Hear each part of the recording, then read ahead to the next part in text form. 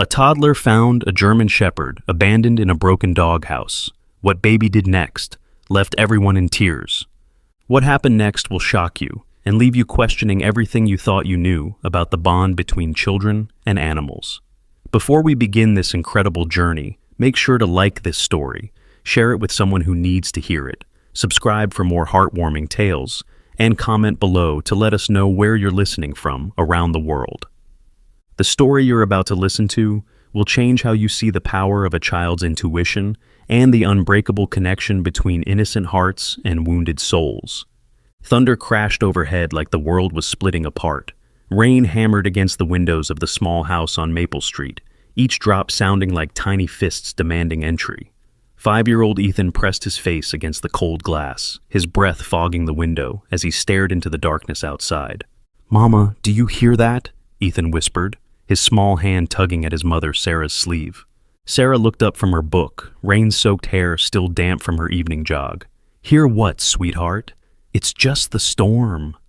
But Ethan shook his head, his eyes wide with certainty that only children possess. "No, Mama. Someone's crying. Someone's scared and cold." The wind howled through the trees, bending them like dancers in a violent performance. Sarah listened carefully, hearing nothing but the symphony of the storm. "It's probably just the wind, baby. Storms can sound like lots of things." Ethan's father, Michael, appeared in the doorway, towel drying his hair. "What's wrong with our little guy?" "He thinks he hears crying outside," Sarah explained, ruffling Ethan's sandy hair. Michael chuckled softly. "That's just the storm talking, buddy. Sometimes wind through the trees sounds like voices." But Ethan wasn't convinced. He pressed his ear against the window again, his small body trembling, not from cold, but from something deeper. "It's not the wind, Daddy. It's someone who needs help, someone who's all alone." Another crash of thunder made the house shake, and the lights flickered. In that brief moment of near darkness, Ethan swore he heard it again, a soft, broken whimper that seemed to call directly to his heart. "Please," Ethan begged, tears welling in his eyes. "Can we just look? What if someone really needs us?" Sarah knelt beside her son, studying his face. There was something in his expression she'd never seen before, not just childhood imagination, but genuine concern that seemed far beyond his years. "Ethan, it's dangerous outside. The storm is too strong." "But Mama," Ethan's voice broke slightly, "what if it was me out there? What if I was scared and alone and no one came to help?" The question hung in the air like a challenge to their hearts. Michael and Sarah exchanged glances, seeing their son's compassion blazing in his small features, like a flame that refused to be extinguished. "Tomorrow morning," Michael promised. "If the storm stops, we'll look around outside. But right now, it's not safe." Ethan nodded reluctantly, but his eyes remained fixed on the window. Throughout the night, even as the storm began to calm, he woke several times listening. Each time he heard it, that soft, desperate sound that seemed to reach through the darkness specifically for him. Sarah found him at dawn, still at the window, wearing his rain boots and clutching his small flashlight shaped like a cartoon dog. "Mama, it stopped crying," he said quietly, "but I think it's waiting for me." The morning sun struggled through the remaining clouds, casting long shadows across their backyard. Sarah looked at her son, really looked at him, and saw something that made her breath catch. This wasn't the face of a child playing pretend. This was the face of someone who had heard a call for help and couldn't ignore it. "All right," she said softly, "let's go look." They stepped outside together, Ethan leading the way with determined steps that seemed too purposeful for a 5-year-old. He walked past their garden, past the old oak tree, where his swing hung motionless, and toward the overgrown lot behind their property that had been empty for years. "Ethan, honey, there's nothing back there but weeds and—" But Ethan had stopped dead in his tracks. His flashlight, unnecessary in the morning light, but still clutched in his small fist, pointed towards something that made Sarah's heart skip. Hidden beneath a tangle of wild grass and broken branches was a structure she'd never noticed before. A doghouse, but not just any doghouse. This one was broken, its roof caved in on one side, its wooden walls weathered and rotting, and from inside came the faintest sound of labored breathing. "Mama," Ethan whispered, his voice filled with a mixture of triumph and terror. "I found him." Sarah grabbed Ethan's shoulder, pulling him back. "Don't go near it, baby. We don't know what's in there." But Ethan gently freed himself from her grip and took another step forward. "He's hurt, Mama. He's been waiting all night for someone to find him." As they approached the broken shelter, Sarah's maternal instincts screamed danger, but something in her son's calm certainty made her follow. Ethan knelt beside the entrance, his small voice suddenly soft and soothing. "Hey there," he whispered. "It's okay. I heard you calling for help." From the darkness inside the collapsed doghouse came a movement, slow, painful, but unmistakably hopeful. A massive German shepherd emerged, his golden and black coat matted with mud and rain. One of his front paws was clearly injured, held at an odd angle, and his ribs showed through his thin fur. But what stopped Sarah's heart wasn't the dog's condition, it was his eyes. Those deep, intelligent eyes looked directly at Ethan with an expression of pure recognition, as if he'd been waiting his entire life for this small boy to find him. The dog didn't growl, didn't bare his teeth, didn't show any sign of aggression, despite his obvious pain and fear. Instead, he lowered his massive head and whimpered softly, the same sound Ethan had heard through the storm. "See, Mama," Ethan said, reaching out slowly to touch the dog's head. "He told me he was scared. He told me he needed help." Sarah watched in amazement as the injured German shepherd allowed her 5-year-old son to pet him, his tail managing a weak wag despite his condition. "Ethan, we need to be careful. He's hurt and scared." "He's not scared anymore," Ethan said with absolute certainty. "He knows I came to help him." The dog seemed to understand every word. He struggled to his feet, his injured paw never touching the ground, and took a hesitant step toward Ethan. Then another, until he was close enough to gently rest his massive head against the little boy's chest. "I'm going to call you Buddy," Ethan announced, wrapping his small arms around the dog's neck. "And I promise I'll take care of you." Sarah felt tears spring to her eyes as she watched her son show the kind of unconditional love and acceptance that adults often struggle to give. "Ethan, we need to call Daddy, and probably a veterinarian. This dog needs medical help." But Ethan wasn't listening to practical concerns. He was having a conversation with Buddy, a one-sided conversation that somehow seemed to be understood perfectly. "You were lost, weren't you?" Ethan murmured, stroking the dog's matted fur. "Someone left you here, and you didn't know what to do. But it's okay now. I found you, and I'm never going to let anyone hurt you again." Buddy's response was to gently lick Ethan's face, his tail wagging with more strength than seemed possible for a dog in his condition. "Sarah?" Michael's voice called from their backyard. "Where are you guys?" "Back here," Sarah called, her voice thick with emotion. "Michael, you need to see this." When Michael appeared through the overgrown grass and saw his son sitting beside a massive German shepherd, his first instinct was panic. "Ethan, get away from that dog right now." "No, Daddy," Ethan said calmly, not moving an inch. "This is Buddy. He's hurt, and he needs our help. He's been waiting for us." Michael approached cautiously, but something in the scene made him slow down. The dog wasn't acting aggressive or territorial. Instead, he seemed to be seeking comfort and protection, specifically from their 5-year-old son. "Where did he come from?" Michael asked, kneeling beside Sarah. "He was in that broken doghouse," Sarah explained. "Ethan heard him crying during the storm. Michael, I've never seen anything like this. It's like they already know each other." Michael studied the dog's condition with growing concern. "He's been abandoned. Look at him. He's malnourished, injured, probably been out here for days, maybe weeks." Ethan looked up at his parents with eyes that held a wisdom far beyond his years. "He told me in my dreams last night that he was waiting for someone who would love him. He said he knew I would come." The adults exchanged glances, unsure how to respond to their son's certainty about his dream communication with a dog he had never met. But watching Buddy's calm acceptance of Ethan's presence, they couldn't deny that something extraordinary was happening. "Can we keep him, Mama? Please?" Ethan asked, his voice carrying the weight of every 5-year-old's most important request. "He doesn't have anyone else, and I promised I would take care of him." Before Sarah could answer, Buddy lifted his head and looked directly at her. In his eyes, she saw something that made her breath catch. Not just pain and hope, but intelligence and gratitude. This dog somehow understood that her son had saved his life. "We need to get him to a veterinarian first," Michael said practically.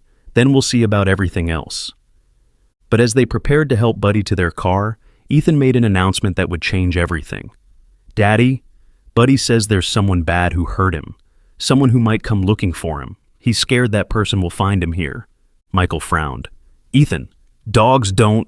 His words were cut off by the sound of a car engine idling at the end of their street. Through the trees, they could see a rusted pickup truck parked where it had a clear view of their backyard. Buddy's entire body tensed. A low growl rumbled from his chest, not directed at the family, but toward the unseen vehicle. His hackles rose, and despite his injuries, he positioned himself protectively between Ethan and the direction of the truck. The engine revved once, twice, then slowly drove away, but the message was clear. Someone had been watching. Someone knew exactly where Buddy was. "Mama," Ethan whispered, his arms tightening around Buddy's neck, "I think the bad person found us." The truck's engine faded into the distance, but the fear it left behind hung in the air like smoke. Buddy's muscles remained tense, his ears perked forward, listening for any sign of danger. Sarah and Michael exchanged worried glances over their son's head, both thinking the same thing. How could a 5-year-old know about someone bad connected to this dog? "We need to get him inside," Michael said, his voice low and urgent. "Now." Getting Buddy to the house proved more challenging than expected. The injured German Shepherd was larger than any of them had anticipated, and his hurt paw made walking difficult. But what amazed them most was how he seemed to understand the urgency of the situation. Despite his pain, Buddy limped along beside Ethan, never once pulling away or showing aggression. "It's okay, Buddy," Ethan murmured as they slowly made their way across the yard. "You're safe now. The bad man can't hurt you anymore." Once inside, Sarah immediately called their family veterinarian, Dr. Martinez, explaining the situation in hushed tones while Michael kept watch at the windows. Ethan, meanwhile, had taken it upon himself to make Buddy comfortable, bringing him water in his own cereal bowl and offering him half of his peanut butter sandwich. "Ethan, you shouldn't feed him until the vet checks him," Sarah said gently. "But he's hungry, Mama. He hasn't eaten in so long." Ethan's voice carried a conviction that made Sarah pause. "He told me his tummy hurts from being empty." Buddy ate the sandwich pieces slowly, carefully, as if he couldn't quite believe food was being offered freely. His eyes never left Ethan's face, watching the little boy with an intensity that was both touching and unsettling. Dr. Martinez arrived within an hour, a kind woman in her 50s who had been treating the family's pets for years, but even she seemed surprised by what she found. "This is remarkable," she said after examining Buddy thoroughly. "He's malnourished and has a fractured paw that's been untreated for weeks, but his temperament is incredibly calm. Most dogs in his condition would be aggressive, or at least fearful of strangers. He's not afraid because Ethan found him," Sarah explained, watching as her son sat patiently beside Buddy during the examination. "They seemed to have some kind of connection." Dr. Martinez nodded, but her expression was troubled. "I need to ask you something important. This dog has signs of previous abuse, old scars, healed breaks that were never properly treated. And he has no microchip, no collar, no identification. Where exactly did you find him?" Michael described the broken doghouse in the empty lot, and Dr. Martinez's frown deepened. "I need to report this. Dogs don't end up in that condition by accident. Someone was responsible for his care and failed him badly." "What does that mean for us?" Sarah asked, though she already suspected the answer would complicate their lives. "It means someone might come looking for him, and it means we need to document his condition in case there are legal issues." As if sensing the adult's concern, Buddy lifted his head and looked directly at Ethan. The little boy immediately understood the unspoken communication.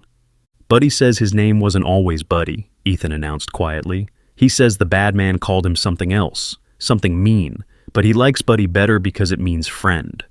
Dr. Martinez paused in her examination. "Ethan, what else does Buddy tell you?" The question surprised the adults. They had expected the veterinarian to dismiss their son's claims about communicating with the dog. Instead, she seemed genuinely interested.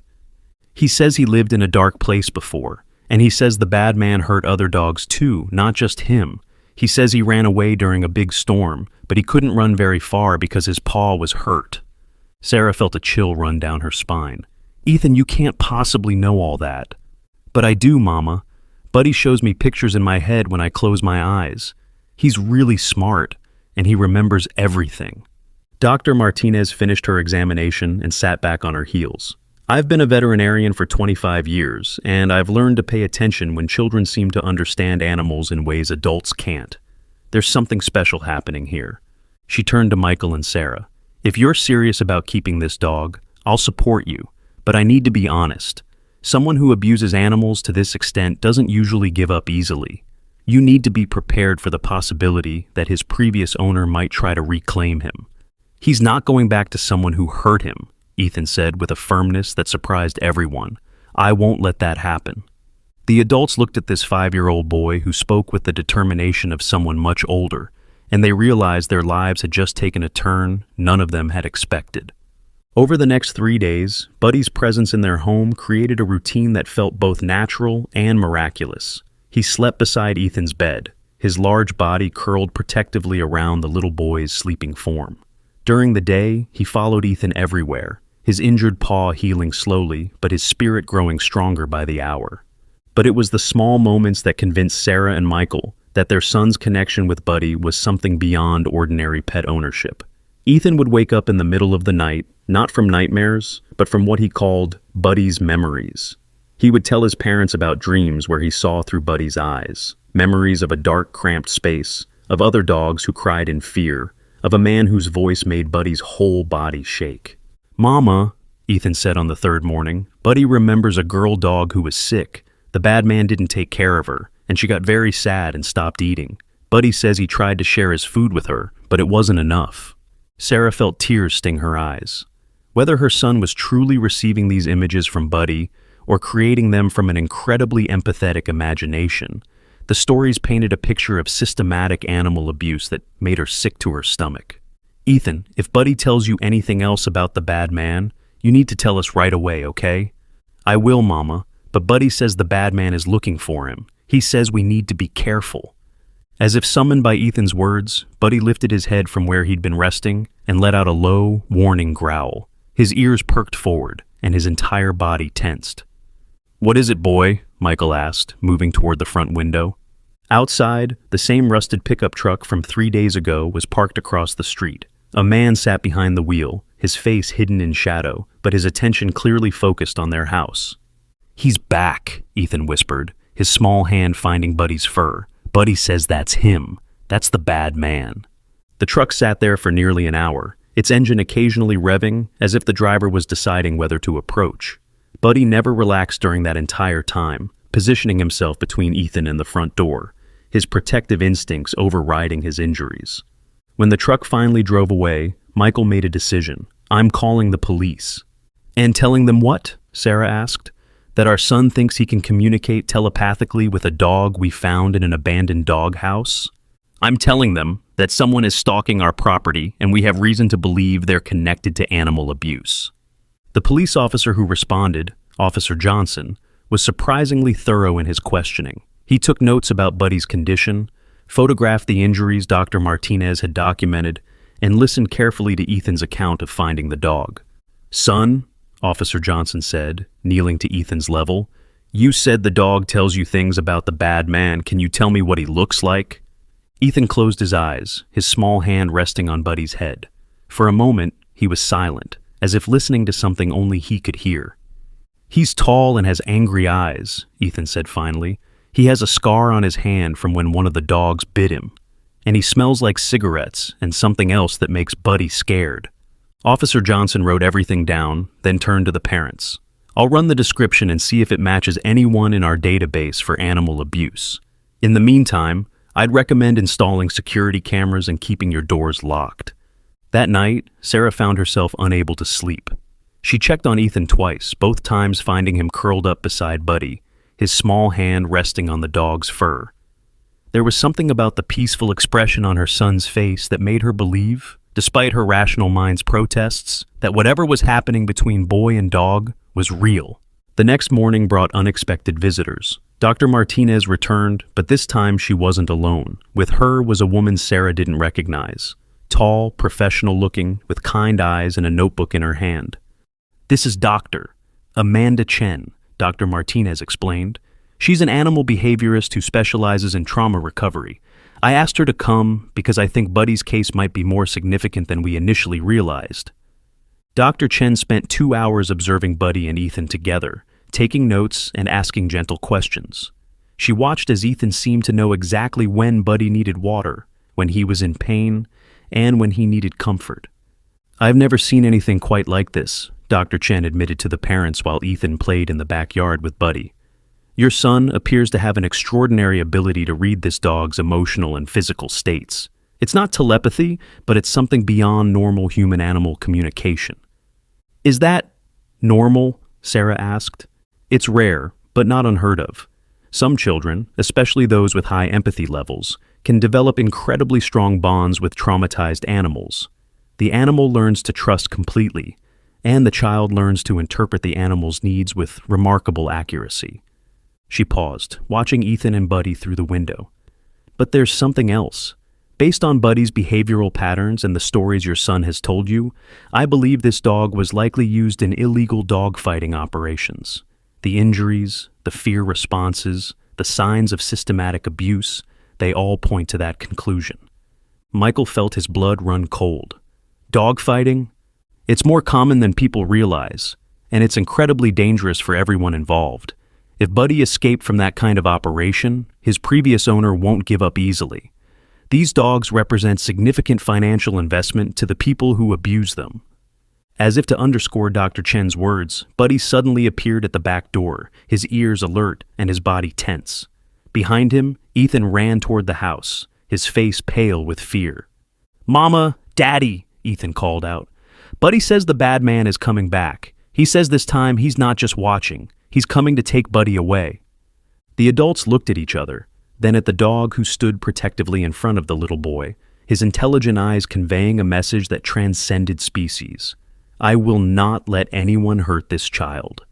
Outside, the sound of a truck engine grew louder, closer than it had ever been before. This time, it wasn't just passing by. This time, it was pulling into their driveway. "Everyone stay inside," Michael ordered, moving toward the front door, "and call 911. But as Sarah reached for the phone, Ethan's voice stopped her cold. "Mama, Buddy says the bad man has a gun. He says he's not going to ask nicely this time."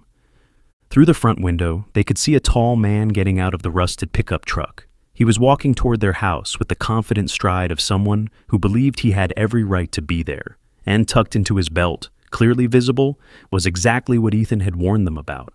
The bad man hadn't just found them. He had come to take Buddy back, and he was prepared to use force to do it. "Stay calm, Doctor," Chen whispered, her professional demeanor slipping for the first time. "Don't let him see how scared you are." But Ethan wasn't scared. Standing beside Buddy, his small hand resting on the dog's massive head, he looked up at his parents with eyes that held no fear, only determination. "It's okay," he said quietly. "Buddy says he won't let the bad man hurt us. He says this time he's strong enough to protect his family." The knock on the door came 3 times, sharp and demanding. When Michael opened it, they came face to face with the man who had haunted Buddy's nightmares, and who was about to learn that sometimes the smallest voices carry the greatest power. The man standing on their doorstep was exactly as Ethan had described, tall, with angry eyes that seemed to look right through people rather than at them. A fresh scar ran across his right hand, and the smell of cigarettes and something else, something darker, clung to him like a shadow. "I'm here for my dog," he said without introduction, his voice carrying the kind of authority that suggested he was used to getting what he wanted. "German Shepherd, goes by Rex. Someone saw him around here." Michael stood in the doorway, blocking the man's view of the house interior.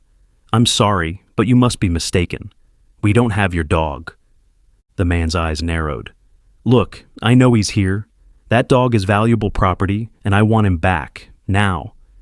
"Even if we had seen a German Shepherd, which we haven't," Michael said carefully, "don't you think you'd need to prove ownership? Papers, veterinary records, something like that?" Behind Michael, Sarah had positioned herself between the front door and where Ethan sat with Buddy in the living room. Dr. Chen had quietly moved to the back door, ready to call for help if needed. But what none of the adults expected was what happened next. Ethan stood up, his small hand still resting on Buddy's head, and walked toward the front door. "Buddy," he called out, his voice clear and calm. "Come here, boy." "Ethan, no!" Sarah whispered urgently, but her son had already reached the entryway. The moment Buddy appeared beside Ethan, the man's entire demeanor changed. His eyes lit up with a mixture of satisfaction and something much darker. "There he is. Rex, come here, now." Buddy's reaction was immediate and heartbreaking. His entire body began to shake, his ears flattened against his head, and he pressed himself against Ethan's legs. But he didn't move toward the man. Instead, he let out a low whine that sounded like pure terror. "He doesn't want to go with you," Ethan said, his 5-year-old voice steady despite the tension filling the air. "His name isn't Rex, it's Buddy, and you heard him." The man laughed, but there was no humor in the sound. "Kid, that dog doesn't get to choose. He belongs to me, and I'm taking him back." "No," Ethan said simply. "You can't have him." The man took a step forward, his hand moving toward the gun at his belt. "Listen, kid, this is between me and your parents. That dog is worth a lot of money to me, and I'm not leaving without him." Michael moved protectively in front of his son. "Sir, I'm going to have to ask you to leave our property. If you believe you have a legal claim to this dog, you can pursue it through proper channels." "Legal claim?" The man spat on their porch. "I don't need legal claims. I raised that dog from a pup, trained him myself. He knows exactly what happens when he doesn't obey." As if to prove his point, the man made a sharp whistling sound, the kind of piercing noise that would normally make any dog immediately respond. But Buddy didn't move. Instead, he moved even closer to Ethan, his massive body creating a protective barrier between the little boy and the man at the door. "Rex!" the man shouted, his voice taking on a threatening edge. "Get over here right now, or you know what happens." The threat in his voice was unmistakable, and for the first time since finding Buddy, the adult saw true fear in the dog's eyes. But still, he didn't move toward his former owner. "He's not going with you?" Ethan repeated, his small hand stroking Buddy's trembling head. "He told me what you did to him. He told me about the other dogs, too. He's not scared of you anymore because he knows I'll protect him." The man's face darkened. "Look, kid, you don't understand how this works. That dog was bred for fighting. He's dangerous. You have no idea what you're dealing with." "He's not dangerous," Ethan said with absolute certainty. "He's gentle and kind, and he just wants someone to love him. You made him fight other dogs, but that's not what he wanted to do. He hated it." Something in Ethan's words seemed to hit a nerve. The man's hand moved closer to his weapon. "How could you possibly know that?" "Because he tells me," Ethan said simply. "He shows me the memories, the dark place where you kept him, the other dogs who were scared, the girl dog who got sick because you didn't take care of her." The man went very still. "What did you just say?" "The brown and white girl dog. She had sad eyes and she wouldn't eat. Buddy tried to share his food with her, but you got angry and hurt him for it. She died because you didn't care." Sarah felt her blood run cold. Dr. Chen moved closer, her phone ready to call 911. Michael tensed, preparing to protect his family if necessary, but none of them were prepared for what the man said next. "There's no way you could know about that dog unless—" His voice trailed off, and for the first time, uncertainty crept into his expression. "Unless he really is telling you somehow?" The admission hung in the air like a confession. This man had just confirmed everything Ethan had claimed about the abuse, about other dogs, about systematic cruelty that had gone on for who knows how long. "I'm calling the police," Sarah announced, her voice shaking with anger rather than fear. "Wait," the man said, but now his voice carried a different tone. "Look, maybe we can work something out. That dog, he was special, smart, too smart for his own good sometimes. If he's really telling you things—" "He is," Ethan said, "and he told me something else too. He told me where you keep the other dogs. He remembers the place. The barn with the red roof behind the gas station on Highway 9. The man's face went pale. "That's impossible!" "Buddy remembers everything," Ethan continued, his voice gaining strength. "He remembers the cages that were too small. He remembers the dogs who were hurt so bad they couldn't fight anymore. He remembers what you did to them." Dr. Chen stepped forward, her professional training taking over. "Sir, I'm an animal behaviorist, and I can tell you that this dog shows clear signs of systematic abuse and trauma associated with dogfighting operations. If you leave now, we might be willing to let this matter drop. But if you continue to threaten this family or attempt to take this dog—" "You'll what?" the man sneered, but his earlier confidence was gone. "Call the cops? Tell them a 5-year-old kid can read a dog's mind?" "No," a new voice said from behind them. "We'll tell them about the illegal dogfighting operation you're running." Everyone turned to see Officer Johnson approaching from the street, his hand resting on his radio. I've been watching this conversation from my patrol car, and I heard some very interesting things. The man's hand moved away from his gun, but his eyes darted between the police officer and the door, calculating his options. "Officer," Michael said, relief evident in his voice, "this man claims to own our dog, but based on what we've learned, we believe the dog was stolen or abused." Officer Johnson nodded. "I ran the description your son gave me yesterday through our database. Turns out we've been looking for a man matching this gentleman's description in connection with an illegal dog fighting ring. Several complaints, but no concrete evidence." He looked directly at the man on the porch. "Until now." "You can't prove anything," the man said, but his voice lacked conviction. "Actually," Dr. Chen interjected, "we can. This dog's injuries are consistent with forced fighting. The healed fractures, the bite marks, the psychological trauma, it's all documented. And if what this child says is true about a location on Highway 9. "Buddy says there are still dogs there," Ethan added quietly. "3 of them. They're scared and hungry and waiting for someone to help them." Officer Johnson spoke into his radio, requesting backup and animal control. Then he turned back to the man. "Sir, I'm going to need you to come with me for questioning, and we're going to need to take a look at that property your young friend here mentioned." The man looked at Buddy one more time, and something passed between them, a final acknowledgement that their relationship had permanently changed. "That dog was worth more money than you people will ever see," he said bitterly. "He's not worth money," Ethan replied, his arms wrapped around Buddy's neck. "He's worth love, and love isn't something you can buy or sell or take away from someone." As Officer Johnson led the man away, Buddy's entire body seemed to relax for the first time since they'd found him. The constant tension, the fearful glances toward windows and doors, the protective positioning, all of it melted away like ice in sunshine. "It's over, boy," Michael said softly, kneeling beside his son and the dog. "He can't hurt you anymore." But the real healing was just beginning. Over the following weeks, as the legal proceedings unfolded and the man was charged with multiple counts of animal abuse and illegal gambling, Buddy transformed before their eyes. The scared, injured dog who had cowered in a broken doghouse became a confident, loving companion who followed Ethan everywhere with joy rather than fear. The veterinary visits became routine checkups rather than emergency treatments. Buddy's paw healed completely. His weight returned to normal, and his coat regained its lustrous shine. But, more importantly, his spirit came back to life. "Mama, Buddy had a dream last night," Ethan announced one morning over breakfast. But it wasn't a scary dream. He dreamed about running in a big field with no fences, and nobody was yelling at him to fight. Sarah smiled, watching as Buddy lay peacefully beside Ethan's chair, occasionally accepting bits of bacon that her son sneaked to him. What else did he dream about?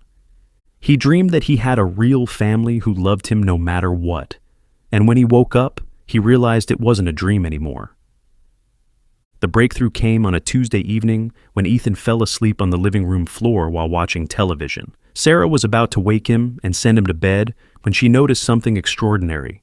Buddy had positioned himself next to Ethan, but not just as a companion. He was watching the little boy's breathing, occasionally nudging him gently when Ethan shifted into an uncomfortable position. When Ethan began to stir, showing signs of entering a lighter sleep phase, Buddy would rest his head on the child's chest, and Ethan would immediately settle back into peaceful sleep. "He's protecting his dreams," Sarah whispered to Michael. "Buddy is making sure Ethan doesn't have nightmares." But the most remarkable change came when Ethan got sick with a fever a few weeks later. Sarah woke up in the middle of the night to find Buddy standing beside her bed, whining softly and pawing at her hand. "What is it, boy?" she asked, but Buddy was already leading her toward Ethan's room. Her son's fever had spiked dangerously high, far beyond what his earlier temperature had indicated. If Buddy hadn't alerted her, the situation could have become serious. "How did you know?" Sarah asked the dog as they waited in the emergency room for Ethan's fever to break. "How did you know he was getting worse?" Buddy simply rested his head on her lap, his eyes reflecting the same wisdom and love she saw every day between him and her son. Dr. Martinez, who had become not just their veterinarian but a close family friend, had an explanation. Dogs can sense changes in body temperature, heart rate, even chemical changes that precede illness. But Buddy's connection with Ethan goes beyond normal canine senses. They've bonded so completely that Buddy has appointed himself Ethan's personal guardian. The legal case concluded with the man receiving a 5-year prison sentence and lifetime ban from owning animals. The 3 dogs found at the Highway 9 location were rescued and eventually found loving homes. Officer Johnson told them that without Ethan's detailed information about the location, they might never have found the other animals in time. "Your son saved more than just Buddy," he explained. "He helped us shut down an operation that had been hurting animals for years." But for Ethan, the legal victory was less important than the daily victories he witnessed in Buddy's recovery. The dog who had once flinched at sudden movements now ran joyfully through their backyard. The animal who had been trained to fight now spent his days learning tricks that brought laughter instead of violence. "Buddy says he wants to learn how to shake hands," Ethan announced one afternoon. "Not to fight, but to say hello to people." And so they taught him, patiently working until Buddy could offer his paw in greeting to visitors, his tail wagging with pride at mastering this peaceful skill. The transformation was complete on the day Ethan decided Buddy needed a proper dog house, not to replace a broken shelter, but to have a place that was truly his own. They built it together, father and son, with Buddy supervising from a comfortable spot in the shade. When it was finished, painted bright blue with Buddy's name carefully lettered above the door, Ethan made a ceremony of showing it to his best friend. "This is your house, Buddy," he said solemnly. "Nobody can take it away from you, and nobody can hurt you here. This is where you live now, forever and always." Buddy sniffed the new structure carefully, walked around it twice, then looked back at Ethan with what could only be described as a smile. But instead of going inside, he lay down in front of the entrance, positioning himself where he could see both his new house and the back door of the human house where his family lived. "He doesn't want to sleep in there alone," Ethan observed. "He wants to be where he can protect all of us." That night, Sarah found Ethan curled up in a sleeping bag beside Buddy's new house, the boy and dog sleeping peacefully under the stars. When she tried to convince Ethan to come inside, he shook his head. "Buddy's first night in his new house shouldn't be alone, Mama. He needs to know his family is nearby." So Sarah brought out more sleeping bags, and the whole family spent that night camping in their backyard, christening Buddy's new home with love, laughter, and the kind of security that comes from knowing you're exactly where you belong. As they lay there under the moonlight, Buddy's head resting on Ethan's chest and his powerful body relaxed in complete trust, Sarah realized that her son had been right from the very beginning. Buddy hadn't just been calling for help during that storm. He had been calling for family. And somehow, through the mysterious connection between a compassionate child and a wounded animal, that call had been answered in the most perfect way possible. But their story was far from over. 3 months after Buddy's rescue, just when life had settled into a peaceful routine, something happened that would test everything they thought they knew about safety and protection. It started on a Thursday night in late autumn. The air had turned crisp, and Sarah had just finished putting Ethan to bed when Buddy began acting strangely. Instead of settling down for the night beside Ethan's bed as he usually did, the German Shepherd paced restlessly through the house, his ears perked and his nose working overtime. "What's wrong, boy?" Michael asked, looking up from his laptop. "You seem nervous." Buddy paused in his pacing and looked directly at Michael, his intelligent eyes conveying urgency. Then he walked to the front door and growled low in his throat. Not the terrified whimper he'd made when his former owner appeared, but a warning growl that suggested he sensed danger approaching. Sarah joined them in the living room, noting Buddy's agitated state. Maybe it's just a raccoon or something in the garbage. But Buddy's behavior became more insistent. He moved to each window in turn, sniffing at the frames and letting out soft whines. When he reached the kitchen window that faced their backyard, his growl became more pronounced. "Mama, Daddy, what's wrong with Buddy?" Ethan's voice came from the hallway. He had climbed out of bed and was rubbing his sleepy eyes. "We're not sure, sweetie," Sarah said. "He seems to hear something outside that we can't." Ethan walked over to Buddy and placed his small hand on the dog's head.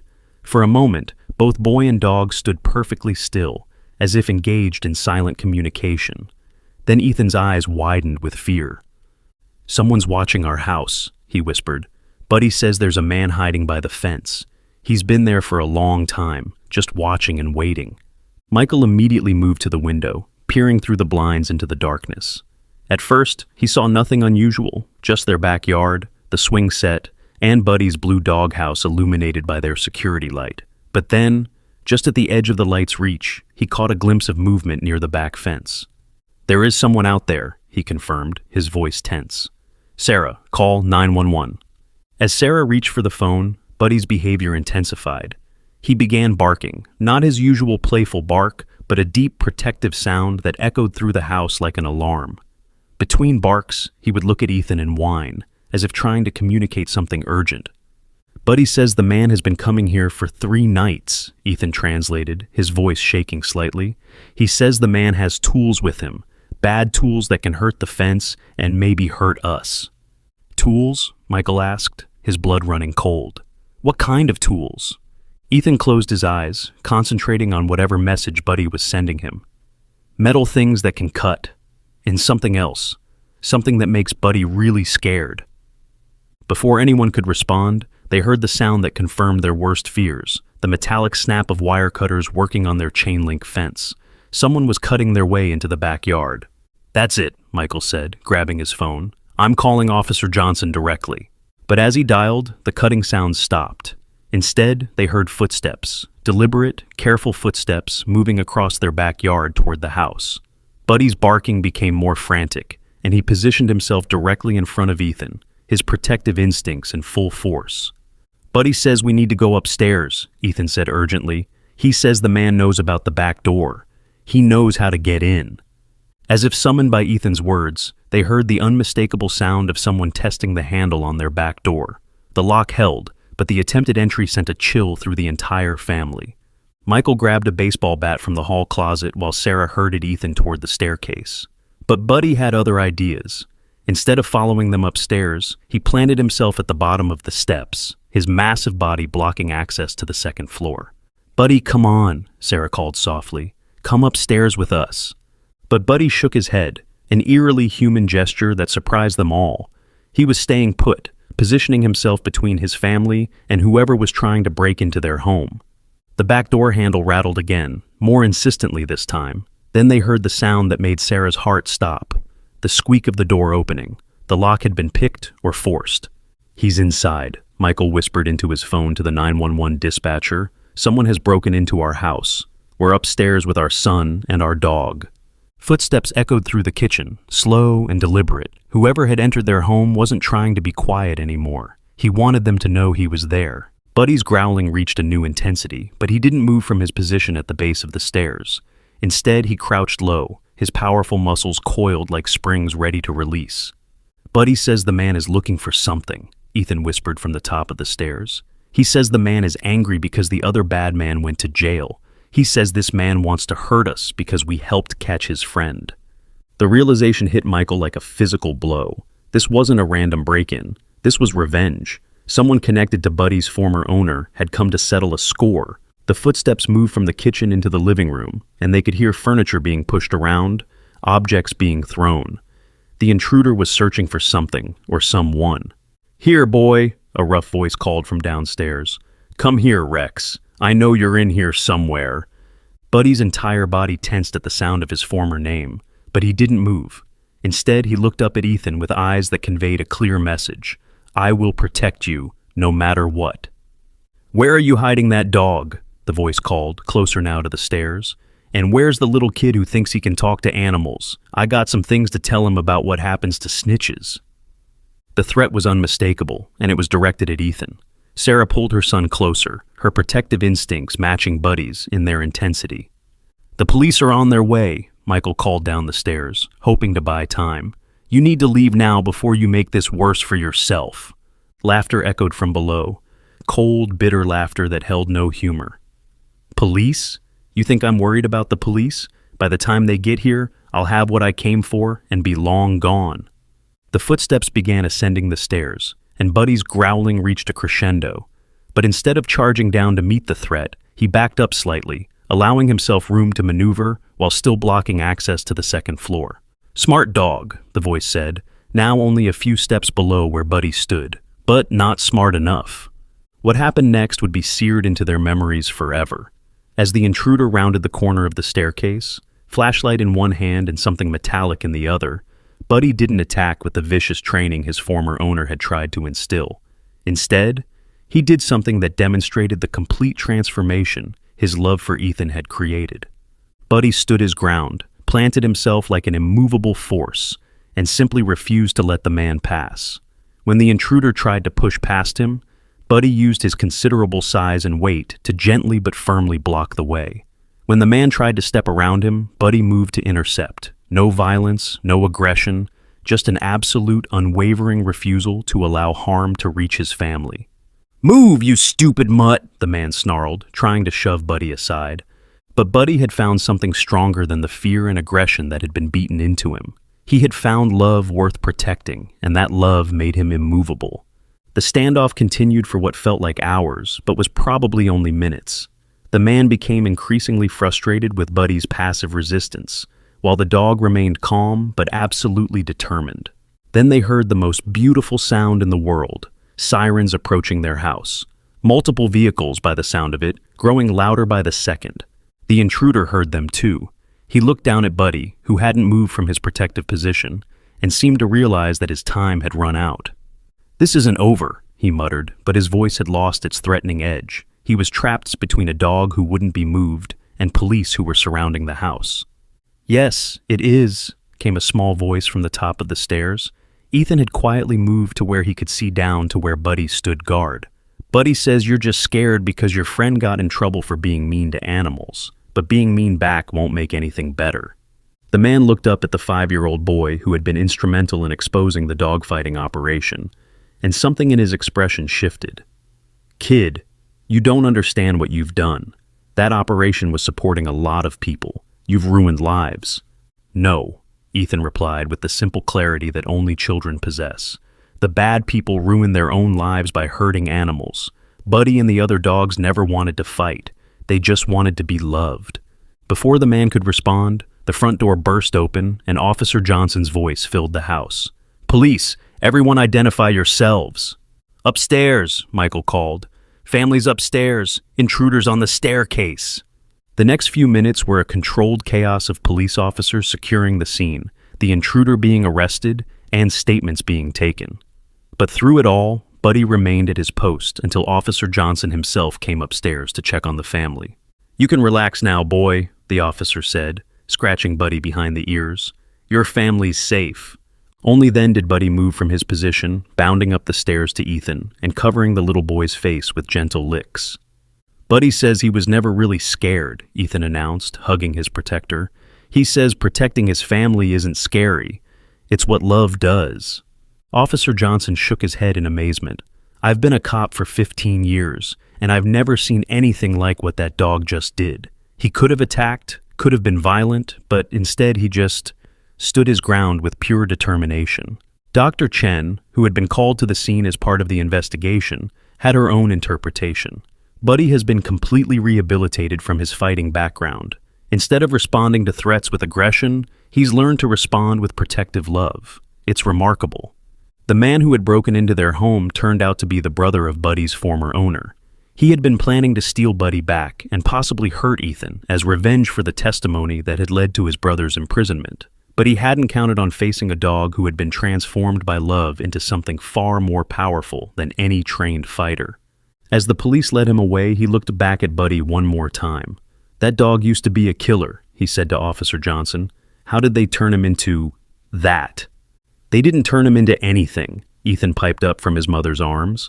"They just loved him until he remembered who he really was inside." The investigation revealed that the break-in had been planned for weeks. The man had been watching their house, learning their routines, and waiting for the right moment to strike. But he had underestimated both Buddy's protective instincts and the dog's complete transformation from a weapon into a guardian. "How did Buddy know he was there?" Sarah asked Dr. Chen later as they sat in their living room, trying to process what had happened. "He was acting strange for 3 days before tonight." "Dogs have senses we can barely understand," Dr. Chen explained. "They can detect scents that linger for days, hear sounds at frequencies we can't perceive, and sense emotional states in humans from remarkable distances. Buddy probably detected this man's presence and hostile intentions long before any of you could." But Ethan had his own explanation. Buddy says he remembers the smell of angry people. He says angry people smell different from sad people or happy people. He could smell that this man wanted to hurt us, so he got ready to protect us. That night, after all the police reports had been filed and the last officer had left, the family found themselves too wired to sleep. They sat together in the living room, Buddy sprawled across Ethan's lap, despite being far too large for the position. "I keep thinking about what could have happened," Sarah said quietly. "If Buddy hadn't warned us, if he hadn't been there." "But he was there," Michael pointed out. "He's always going to be there. That's what he does now. He protects his family." Ethan looked up from where he was stroking Buddy's fur. "Buddy says the bad people think dogs are just things they can use to hurt other dogs. But Buddy says dogs are really meant to love people and protect them. He says that's what makes dogs happy, taking care of their families." The simple truth of a 5-year-old's words hung in the air, profound in its innocence. A dog who had been trained to fight had found his true purpose in protection and love. The security company came the next day to upgrade their systems, but somehow the family felt that their best security would always be the German Shepherd, who had learned that love was stronger than fear, that protection was better than aggression, and that family was worth any sacrifice. As they settled into bed that second night, Buddy took up his usual position beside Ethan's bed, but Sarah noticed something different in his posture. Where once he had slept with one ear always alert for danger, now he slept peacefully, completely relaxed. He's not worried anymore, she realized, watching the dog's steady breathing. He knows he can handle whatever comes. But what came next would test not just Buddy's protective instincts, but the entire family's faith in the power of love to overcome hatred. What do you think Buddy sensed during those 3 days that the family couldn't detect? Share your thoughts about the incredible bond between animals and children in the comments below. The weeks following the break-in brought an unexpected development that would change not just their lives, but the lives of countless others. It started with a phone call from a local news reporter who had heard about the story through police channels. "We'd like to do a feature on your family and Buddy," the reporter, Jessica Chen, explained to Sarah over the phone. "The story of a child who can communicate with a rescue dog and how that dog has protected your family. It's exactly the kind of positive news people need to hear." Sarah was hesitant. "We're not really looking for publicity. We just want to live our lives quietly." "I understand," Jessica said. "But think about what your story could mean to other families considering pet adoption, or to people who think fighting dogs can never be rehabilitated. Your story proves that love can heal even the deepest trauma." After discussing it with Michael and, surprisingly, asking Ethan for his opinion, they agreed to a brief interview. What they didn't expect was how powerfully the story would resonate with viewers. The news segment aired on a Thursday evening. Jessica had done a beautiful job capturing not just the facts of Buddy's rescue and transformation, but the genuine emotion of watching Ethan and Buddy interact. The camera caught moments that words couldn't describe. The way Buddy's eyes followed Ethan's every movement, how the little boy instinctively knew when his dog needed comfort, and the obvious love that flowed between them. But the most powerful moment came when Jessica asked Ethan to explain how he and Buddy communicated. "People think it's magic or something," Ethan said, sitting cross-legged on the floor with Buddy's massive head in his lap. "But it's not magic. It's just love. When you really, really love someone, you can feel what they feel. Buddy feels what I feel, and I feel what he feels. That's how families work." The segment ended with footage of Buddy in his blue doghouse, no longer hiding or cowering, but confidently surveying his domain while Ethan played nearby. The visual contrast between the broken doghouse where they had found him and his new, secure home was striking. The response was immediate and overwhelming. The news station received hundreds of calls and emails from viewers who had been moved by the story, but more importantly, local animal shelters reported a significant increase in adoption inquiries, particularly for larger dogs and those with difficult backgrounds. 3 days after the news segment aired, they received a call that would lead to the most challenging and rewarding chapter of their journey with Buddy. "Mrs. Williams," the voice on the phone belonged to Dr. Martinez. "I have an unusual request. There's a situation developing that I think you and your family might be able to help with, but it involves some legal complications."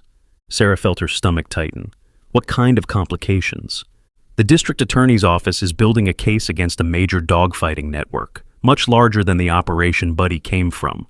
They have suspects, they have evidence, but they need testimony about the long-term effects of fighting dog abuse. They want Buddy to be an exhibit in the trial. An exhibit? Sarah couldn't hide her alarm. What does that mean exactly? They want to show the judge and jury what a properly rehabilitated fighting dog looks like. They want to demonstrate that these animals are victims, not inherently dangerous. And they want Ethan to testify about Buddy's behavior and recovery. The idea of putting her 5-year-old son on a witness stand made Sarah's maternal instincts scream in protest. Dr. Martinez, Ethan is just a little boy. I don't think... Mrs. Williams, Dr. Martinez interrupted gently, there are 12 dogs in this case. 12 animals who are going to be euthanized if the court rules that fighting dogs are too dangerous to rehabilitate. Your family's story and Buddy's transformation could save their lives. The weight of that responsibility settled over Sarah like a blanket. 12 dogs whose fate might depend on a 5-year-old boy's ability to explain the unexplainable bond he shared with a rescued German shepherd. That evening, the family held what Michael jokingly called their first official family meeting, with Buddy as a full participant. They explained the situation to Ethan in terms he could understand. There are other dogs like Buddy who need help, Sarah said carefully. The people who hurt them are going to court, and the judge needs to understand that dogs like Buddy can become good family pets if they're treated with love. Ethan considered this seriously, his hand resting on Buddy's head as if drawing wisdom from their connection. What does Buddy think we should do? The question caught the adults off guard. They had been so focused on the human considerations, Ethan's age, the stress of testimony, the legal implications, that they hadn't considered what Buddy himself might want. Ethan closed his eyes for a moment, that familiar expression of concentration crossing his face. When he opened them again, his decision was clear. Buddy says we have to help. He says the other dogs are still having the scared dreams he used to have. He says if we can help them find families like ours, then they can have happy dreams instead. Michael knelt beside his son. Ethan, this would mean going to a courthouse and talking to a judge and lawyers. There would be a lot of people watching, and some of them might ask you hard questions about Buddy and what happened to him. Will Buddy be there with me? Ethan asked. If we do this, yes, Buddy would be there too. Ethan nodded decisively. Then it's okay. Buddy and I can do anything together. The next week was a whirlwind of preparation. The prosecutor, a sharp woman named Amanda Torres, visited their home to meet with Ethan and assess whether a 5-year-old could handle the pressure of testimony. She was initially skeptical. I've worked with child witnesses before, she told Michael and Sarah privately, but never one this young and never in a case this complex. Are you sure he can handle it? Her doubts evaporated when she observed Ethan and Buddy together. She watched as Ethan calmly guided Buddy through a series of commands, not the aggressive commands the dog had been trained for, but gentle requests that Buddy seemed eager to fulfill. She saw how Buddy positioned himself protectively when strangers approached Ethan, yet remained calm and non-threatening. This is remarkable, she admitted. I've seen the evidence from other cases. Dogs who were so traumatized by fighting that they had to be euthanized because they couldn't be safely handled. But this dog... Buddy's not broken anymore, Ethan said simply. He remembers how to be a good dog because we helped him remember that he was always good inside. Amanda Torres made a decision that would redefine how the legal system approached animal abuse cases. We're not just going to have you testify about Buddy's recovery, she told the family. We're going to build the entire case around the concept that these animals are victims who can be healed, not weapons that need to be destroyed. The trial began on a cold Monday morning in February. The courthouse was packed with reporters, animal rights activists, and curious citizens who had followed the story. But for Ethan, walking into that imposing building with Buddy at his side, it felt like just another day of being with his best friend. The first 2 days of the trial established the prosecution's case against the dogfighting network. The evidence was overwhelming: videos of fights, financial records showing the scope of the operation, and testimony from undercover investigators. But the most powerful evidence came on the third day, when the jury was shown photographs of the 12 dogs who had been rescued from the operation. The images were heartbreaking: dogs with scars covering their bodies, animals so fearful they cowered at the slightest movement, creatures who had been reduced to expressions of pure terror and aggression. Several jury members wiped away tears as the prosecutor described the conditions in which these animals had been kept. The defense will argue that these dogs are dangerous, that they've been so damaged by their treatment that they pose a threat to public safety, Amanda Torres told the jury. They will suggest that euthanasia is the only safe option. But tomorrow, you're going to meet a dog who came from the same kind of operation, and you're going to see what's possible when we choose healing over destruction. That evening, Sarah barely slept. The weight of what her 5-year-old son was about to do, potentially changing the fate of 12 lives, felt enormous. But when she checked on Ethan before going to bed, she found him sleeping peacefully, his arm thrown over Buddy's neck, both of them completely at ease. "They're not worried," Michael observed quietly. "Maybe we shouldn't be either." The courtroom fell silent when Ethan walked in the next morning, his small hand resting on Buddy's head. The German Shepherd moved with calm dignity, his head up, his posture confident but non-threatening. The contrast between this poised, gentle animal and the photographs the jury had seen the day before was startling. Amanda Torres began her examination gently. "Ethan, can you tell the court how you met Buddy?" In his clear 5-year-old voice, Ethan told the story. He described hearing crying during the storm, finding Buddy in the broken doghouse, and the immediate connection he had felt with the injured dog. The courtroom listened in rapt attention, as this little boy described events that had changed not just one dog's life, but an entire family's understanding of love and healing. "Ethan," the prosecutor continued, "some people might say that Buddy was trained to be dangerous. Do you think Buddy is dangerous?" Ethan looked askance at Buddy, who was lying calmly beside the witness stand, his intelligent eyes focused on the boy's face. "Buddy used to be scared, and sometimes when people are really scared, they might do scary things to protect themselves. But Buddy was never mean inside. He was just hurt and afraid." "How can you tell the difference?" The question prompted Ethan to give an answer that would be quoted in newspapers across the country. "Mean comes from wanting to hurt people. Scared comes from not wanting to get hurt. Buddy was never mean. He was just scared for a really long time. But when someone loves you and takes care of you, the scared goes away and the real you comes back." The defense attorney, a stern man who had clearly planned to aggressively cross-examine this child witness, seemed to reconsider his approach when he stood up. "How do you attack the testimony of a 5-year-old who speaks with such simple, devastating honesty?" "Ethan," he said, his voice noticeably gentler than it had been with previous witnesses, "isn't it true that you can't really know what Buddy is thinking? Aren't you just guessing about his feelings?" Ethan considered the question seriously. "I don't guess about Mama and Daddy's feelings. When they're sad, I can tell. When they're happy, I can tell. It's the same with Buddy. When you love someone, you pay attention to how they feel. But Buddy is a dog, not a person." "Yes," Ethan agreed, "but love works the same way with everyone. Love means paying attention and caring about how someone feels, whether they're a person or a dog or anything else." The defense attorney paused, clearly realizing that this child's simple wisdom was dismantling his entire argument. In desperation, he played his final card. "Ethan, what if I told you that Buddy might hurt someone someday? What if I said that dogs like Buddy are too dangerous to live in neighborhoods with children?" The courtroom held its breath. This was the central question of the case, whether fighting dogs could ever truly be safe in society. Ethan looked at the lawyer with the patient expression children reserve for adults who don't understand obvious things. "But you're wrong," he said simply. "Buddy protects children. He protected me from the bad man who broke into our house. He would never hurt a child because protecting children is what Buddy does now." Then Ethan did something that no one expected. He stood up and walked over to Buddy, kneeling beside the massive dog. "Buddy, show them." What happened next would become legendary in legal circles.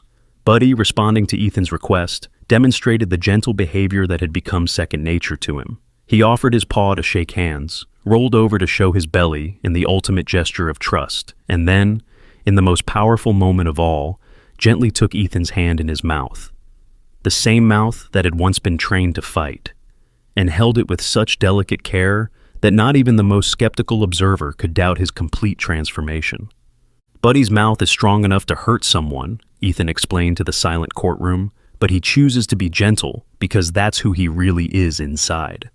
The jury deliberated for less than an hour. When they returned, their verdict was unanimous. The dogfighting operation would be shut down permanently, its operators would face maximum sentences, And most importantly, all 12 rescued dogs would be placed in rehabilitation programs rather than euthanized. But the real victory came in the weeks that followed, when animal shelters across the state reported unprecedented adoption rates for dogs with difficult backgrounds. Ethan and Buddy's testimony had changed not just legal precedent, but public perception of what was possible when love met trauma. The final surprise came 6 months later, when the Humane Society presented Ethan with their first ever Youth Advocacy Award. As he stood on the stage, still small enough that he had to use a step stool to reach the microphone, Buddy sat beside him with the dignity of a dog who knew his life had meaning. "Thank you for this award," Ethan said to the crowd of animal advocates and reporters, "but I didn't do anything special. I just listened when Buddy needed help, and I loved him when he was scared. Anyone can do that. You just have to remember that every animal who seems mean or scary is really just asking for someone to love them." As they walked off the stage together, a reporter called out, "Ethan, what's next for you and Buddy?" Ethan paused, his hand resting on Buddy's head as he considered the question with 5-year-old seriousness. "Buddy says there are still lots of animals who need help, so I guess we'll keep helping them until they all have families who love them." That night, as Sarah tucked Ethan into bed, she found herself marveling at how a storm, a whimper in the darkness, and a little boy's refusal to ignore a cry for help had created ripples that were still spreading across their community and beyond. "Mama," Ethan said sleepily, "Buddy wants to know if we can get him a bigger doghouse soon." "Why does he need a bigger one?" Sarah asked, though she suspected she already knew the answer. "Because maybe someday we'll find another dog who needs help, and Buddy wants to make sure there's room for them too." Sarah smiled, realizing that their journey with Buddy hadn't ended. It had just taught them that every ending was really a new beginning, and every rescued heart had the power to rescue others. Buddy didn't just find a home that stormy night. He found a purpose, a family, and proof that love really can heal any wound and overcome any fear. If you've been moved by Ethan and Buddy's incredible journey, please like this story and share it with someone who needs to believe in the power of love to heal. Subscribe for more heartwarming tales, and comment below to tell us about a time when love helped you overcome fear. We'd love to hear your stories from wherever you're listening around the world.